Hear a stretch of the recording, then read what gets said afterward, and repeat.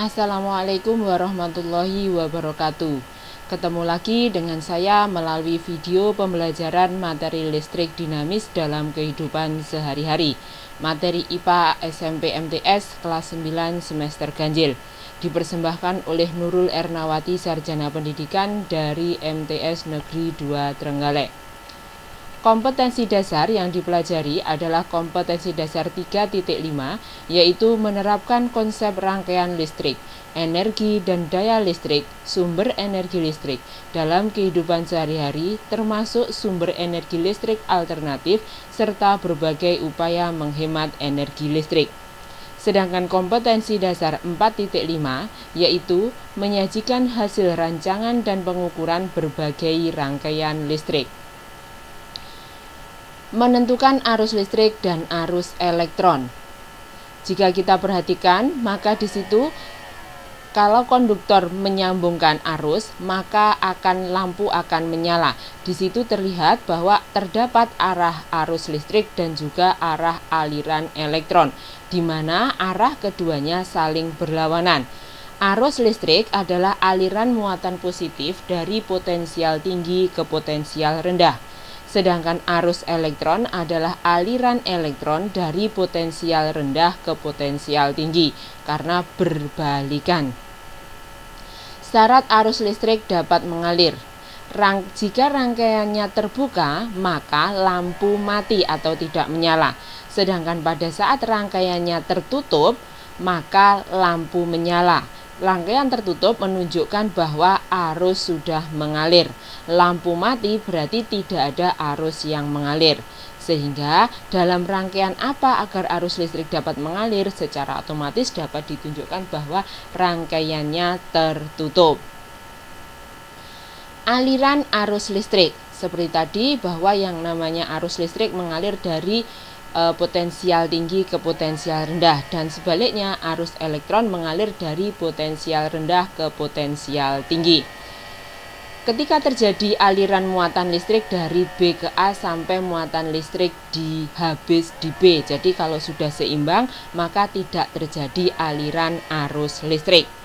Pada awalnya jumlah muatan positif benda B dan benda A tidak sama, sehingga terjadi aliran elektron dari benda B ke benda A. Ketika benda A dan B memiliki jumlah dan jenis muatan yang sama, maka kedua benda dapat dikatakan telah memiliki beda potensial yang sama. Jadi, kesimpulannya adalah arus listrik dapat mengalir jika ada beda potensial. Kuat arus listrik. Kuat arus listrik diukur dengan ampere meter.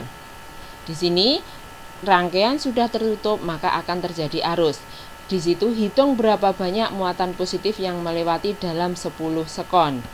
Nah, dari sini maka kita bisa menghitung besarnya kuat arus listrik adalah banyaknya muatan yang mengalir pada penghantar setiap detik.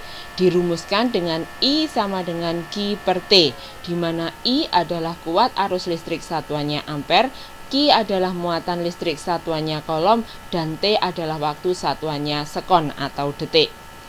Satuan kuat arus listrik adalah 1 ampere yang nilainya sama dengan 1 coulomb per sekon. 1 ampere didefinisikan sebagai muatan listrik sebesar 1 coulomb yang mengalir dalam penghantar selama 1 sekon. Contoh, sebuah akumulator pada kutub-kutubnya dihubungkan pada terminal lampu jika kuat arus yang mengalir pada lampu 0,5 ampere dan lampu dinyalakan selama 2 menit, berapakah muatan listrik yang telah melewati lampu? Dari soal diketahui I 0,5 ampere, T 2 menit dijadikan ke sekon berarti 120 sekon. Yang ditanya adalah Q. Jawab, Q sama dengan I kalikan T, 0,5 kali 120 ketemu 60 sekon. Kita lanjut pengukuran kuat arus listrik. Kuat arus listrik diukur dengan yang namanya ampere meter. Jadi, ampere meter adalah alat yang digunakan untuk mengukur kuat arus listrik. Pemasangan ampere meter dalam rangkaian harus disusun secara seri atau tidak bercabang dengan rangkaian. Cara membaca ampere meter. Di sini ada skala yang ditunjuk, kemudian ada skala maksimum, dikalikan dengan batas ukur. Batas ukurnya adalah ini. Maka nilai yang terukur adalah dapat dirumuskan dengan nilai yang ditunjuk oleh jarum penunjuk, kemudian dibagi dengan skala maksimum kalikan batas ukur. Dari gambar diperoleh bahwa skala yang ditunjuk jarum adalah 34 dibagi dengan 100 maksimumnya dikalikan dengan batas ukur yang dihubungkan adalah 1 ampere sehingga ketemu 0,34 ampere. Beda potensial listrik. Benda A potensialnya tinggi dan benda B potensialnya rendah. Apabila terjadi aliran elektron, maka benda A dan benda B akan mengalami potensial yang sama. Potensial benda C lebih rendah dibanding potensial benda D karena muatan negatifnya lebih banyak. Tetapi setelah terjadi aliran elektron, maka muatannya sama. Energi yang diperlukan untuk memindahkan muatan listrik didefinisikan sebagai besarnya beda potensial, di mana dirumuskan V sama dengan W per Q. V beda potensial satuannya volt, W adalah energi satuannya joule, dan Q adalah muatan. 1 volt didefinisikan untuk memindahkan muatan listrik sebesar 1 coulomb memerlukan energi sebesar 1 joule. Pengukuran beda potensial listrik. Voltmeter adalah alat yang digunakan untuk mengukur beda potensial listrik atau tegangan. Pemasangan voltmeter dalam rangkaian listrik disusun secara paralel seperti gambar. Jika rangkaiannya tertutup, maka di sini lampu akan menyala. Voltmeter dihubungkan secara paralel sehingga skala yang ditunjuk dibagi dengan skala maksimum dikalikan batas ukur seperti pada pengukuran pada ampere meter. Kita lanjut ke hukum Ohm. Jika terdapat rangkaian yang tertutup, maka di sini besarnya arus dan tegangan dapat diukur dengan ampere meter dan voltmeter. Apabila digunakan variasi sumber tegangan, jika V-nya 1,2 maka I yang terukur 0,2, jika V-nya 2,6 maka 0,4, jika V-nya 4 maka 0,54. Dari situ, hubungan apa yang didapat antara beda potensial dengan kuat arus listrik? Buatlah grafik hubungan antara beda potensial dengan kuat arus listrik. Dari tabel dapat kita ketahui jika beda potensial diperbesar, maka kuat arus listriknya juga semakin besar. Berdasarkan tabel tadi, maka dapat diperoleh grafik hubungan antara beda potensial dan kuat arus listrik, di mana semakin besar V maka juga semakin besar I dan sebaliknya, sehingga V sebanding dengan I, tanda kesebandingan bisa menjadi sama dengan asalkan ada suatu konstanta. Konstantanya adalah R atau hambatan, sehingga hukum Ohm dirumuskan dengan V sama dengan I kalikan R, di mana V adalah beda potensial listrik, kemudian I adalah kuat arus listrik, dan R adalah hambatan. Faktor-faktor yang mempengaruhi besarnya hambatan pada kawat. Yang pertama adalah panjang kawat L, yang kedua luas penampang kawat A, dan yang ketiga adalah hambat jenis kawat atau rho, atau yang biasa kita kenal dengan jenis kawatnya. Jadi apabila terbuat dari kawat dengan jenis berbeda, maka besarnya hambatan juga berbeda. Sehingga besarnya hambatan kawat suatu kawat penghantar di situ dirumuskan dengan R sama dengan rho dikalikan L per A, di mana R adalah hambatan satuannya ohm, L adalah panjang kawat satuannya meter, A adalah luas penampang satuannya meter persegi, dan rho adalah hambat jenis kawat satuannya ohm meter. Kita lanjut antara konduktor dan isolator. Jika kalian perhatikan, ada kayu, ada plastik, ada aluminium, ada besi, dan ada tembaga. Dari 5 di situ ada yang bisa menunjukkan lampunya menyala dan tidak menyala. Pada saat lampu menyala maka disebut dengan konduktor. Pada saat lampu mati disebut dengan isolator. Sehingga yang namanya konduktor adalah bahan yang dapat menghantarkan listrik, sedangkan isolator adalah bahan atau benda yang tidak dapat menghantarkan listrik. Sehingga dari hasil percobaan, kayu dan plastik merupakan isolator, aluminium, besi, dan tembaga termasuk konduktor. Kita lanjut ke hukum Kirchhoff. Jika kita perhatikan rangkaian seri, arus menyala. Jika kita perhatikan pada rangkaian seri, arus yang ditunjukkan juga sama. Jadi, berapakah kuat arus yang mengalir pada lampu 1 dan lampu 2? Maka di situ 40/100 kali batas ukurnya adalah 5. Sama juga 40 kali 100 batas ukurnya 5. Sehingga pada rangkaian tidak bercabang atau pada rangkaian seri, kuat arus listrik di mana-mana sama. Sebaliknya pada saat rangkaian paralel. Pada saat rangkaian paralel, ketiga ampermeter menunjukkan angka yang sama. Pada rangkaian bercabang atau paralel, jumlah kuat arus listrik yang masuk pada titik cabang sama dengan jumlah kuat arus yang keluar dari titik cabang. Dari situ yang masuk titik cabang adalah 40 dibagi dengan 100 kali 5 ampere.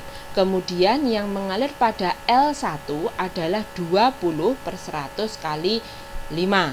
Kemudian yang mengalir pada L2 adalah 20/100 kali 5. Sehingga apabila I yang mengalir pada L1 dan pada L2 ditambah, maka akan menghasilkan I yang masuk pada titik cabang. Sehingga hukum pertama Kirchhoff menyatakan bahwa jumlah arus yang masuk pada suatu titik cabang sama dengan jumlah arus yang keluar. Contoh, perhatikan rangkaian di bawah ini, tentukan nilai I1, I2, I3. Yang masuk pada titik cabang P adalah 40, yang keluar adalah 10, 25, dan I1. Secara otomatis 40 sama dengan 10 ditambah I1 ditambah 25. 40 sama dengan 35 plus I, sehingga I1 sama dengan 5 ampere. Kemudian I2 merupakan pertemuan antara I1 dan 10. Berarti kalau I1-nya 5, I-nya 10, maka I2 itu 10 ditambah 5, ketemu 15 ampere.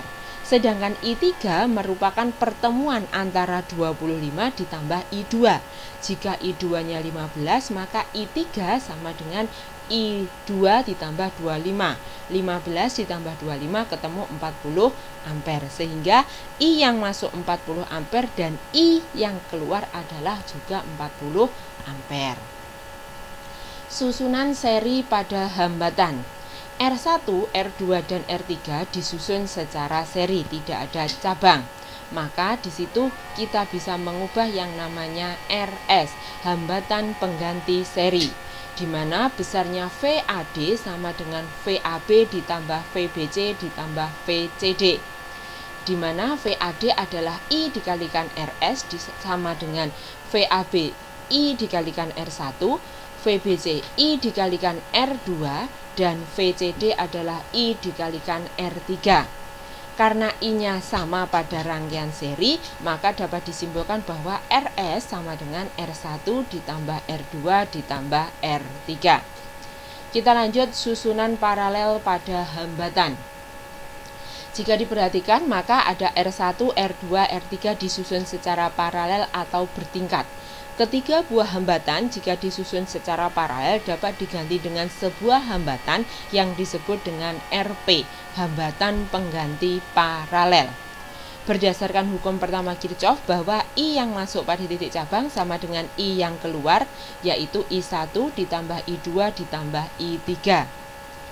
Dengan I sama dengan V per R, sehingga kalau I total maka VAB dibagi dengan RP. I1 VAB plus R1, I2 VAB plus R2, dan I3 VAB plus R3. Sehingga dapat disimpulkan bahwa hambatan pengganti secara paralel di situ dirumuskan dengan 1/RP sama dengan 1/R1 ditambah 1/R2 ditambah 1/R3.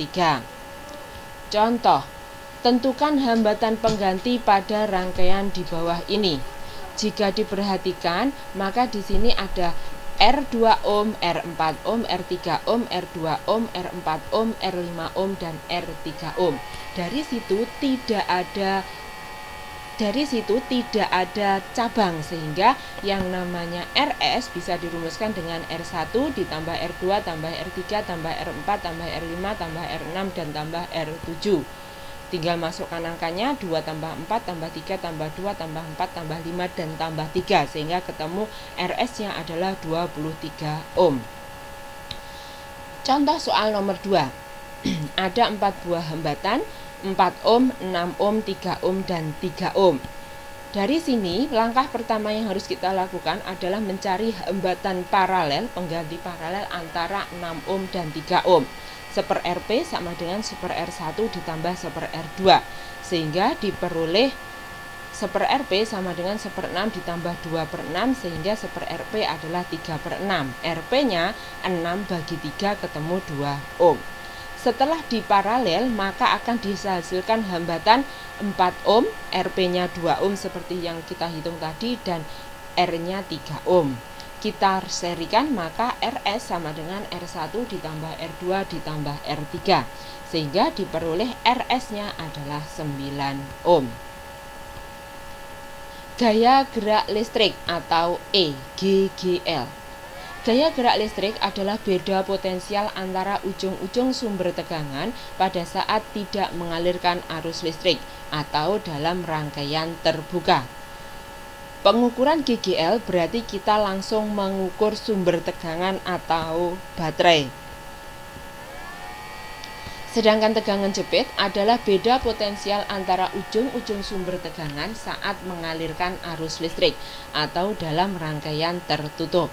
Pengukuran tegangan jepit dilakukan pada saat lampu menyala, berarti terjadi aliran arus listrik. Susunan seri GGL.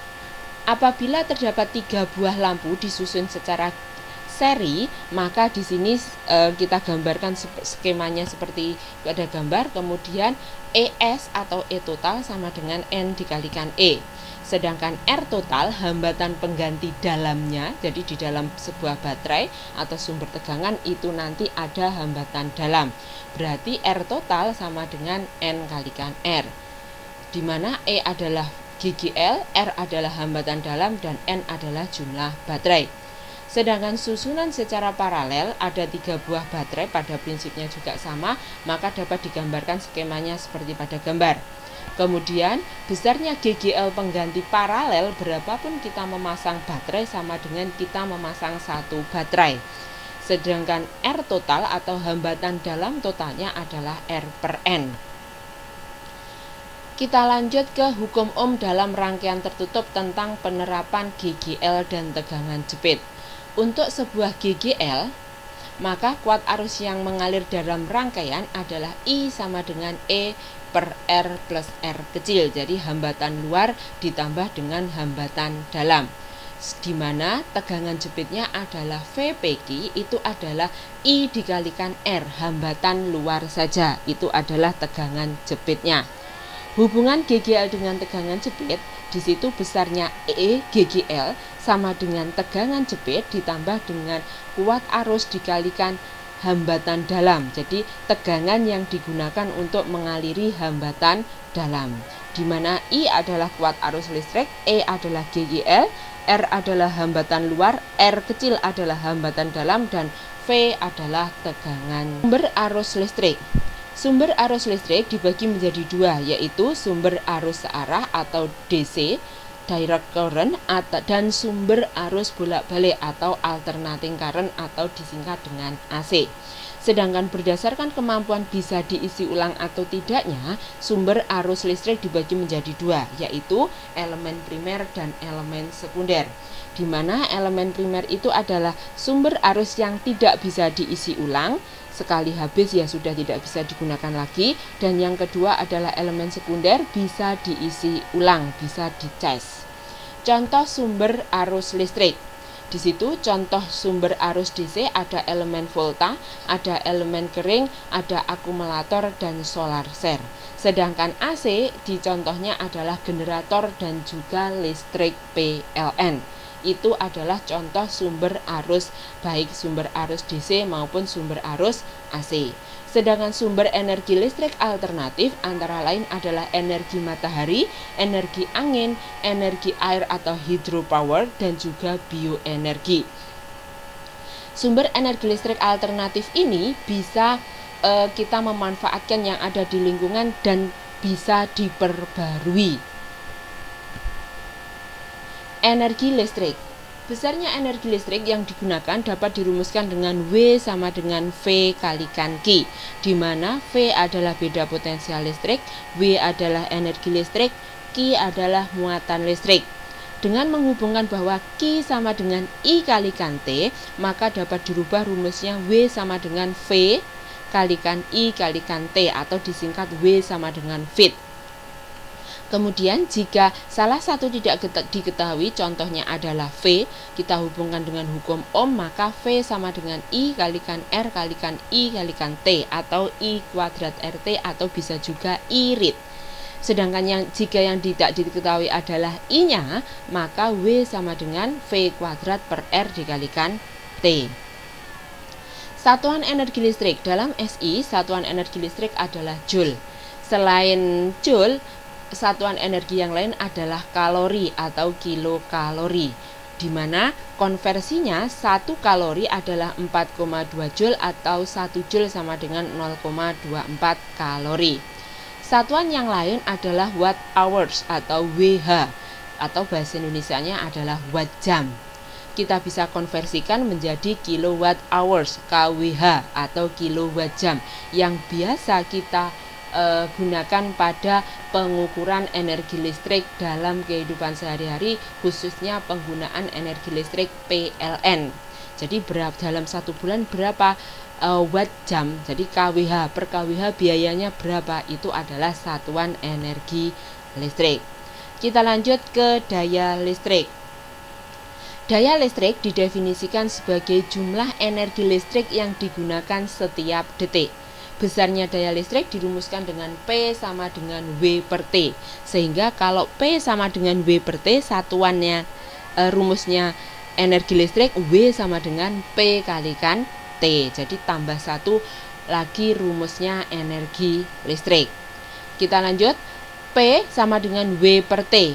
W-nya VIT dibagi dengan T, maka VI.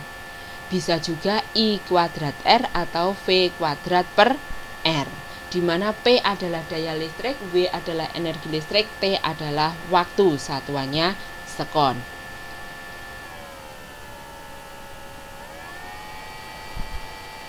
Kita lanjut ke biaya pemakaian energi listrik. Untuk menghitung biaya energi listrik atau rekening listrik dalam 1 bulan digunakan rumus sebagai berikut, di mana besarnya energi sama dengan energi listrik yang dipakai 1 bulan dikalikan dengan tarif biaya listrik per kWh. Dengan menggunakan rumus energi listrik W sama dengan P kalikan T. Yang harus kamu perhatikan, T-nya tidak sekon lagi tetapi jam. Karena apa? kWh, watt jam, watt hours. Kita lanjut ke upaya penghematan energi listrik. Langkah yang dapat dilakukan untuk menghemat energi listrik antara lain 1. Segera mematikan saklar alat listrik yang tidak digunakan. Yang kedua, menyalakan lampu.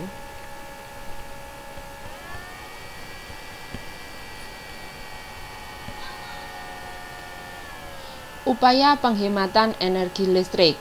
Langkah yang dapat dilakukan untuk menghemat energi listrik antara lain 1. Segera mematikan saklar alat listrik yang tidak digunakan. 2. Menyalakan lampu setelah gelap. 3. Mengganti lampu pijar dengan lampu hemat energi. 4. Memilih alat-alat listrik yang berdaya rendah. 5. Membuat ruangan berjendela sehingga pada siang hari hemat penggunaan lampu.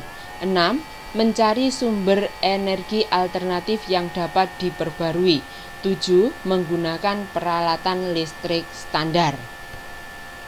Sedangkan pencegahan bahaya penggunaan energi listrik, penggunaan listrik adalah sesuai dengan prosedur pedoman penggunaan listrik yang aman. Antara lain, Pastikan tangan kering ketika menyambung atau memutuskan kabel dari stop kontak. Yang kedua, hindari memasang atau menyambung kabel stop kontak di tempat berair.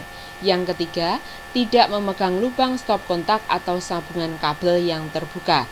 4. Perhatikan peringatan penggunaan listrik pada peralatan listrik.